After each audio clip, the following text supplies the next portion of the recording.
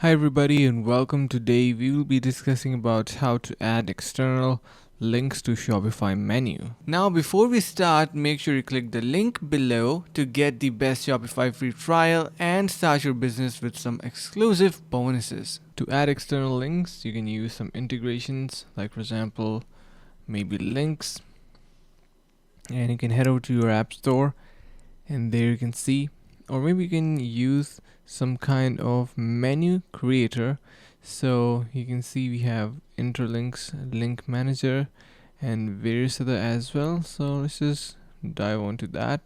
And you can see we have different type of features in here, but let's just say we want something related to menu. So search in here for menu, and you can see we're gonna have some menu creator options, like for example this one, and you can incorporate different stuff using this. So make sure to give a try to this and make sure to choose something with a good rating so you get the best results.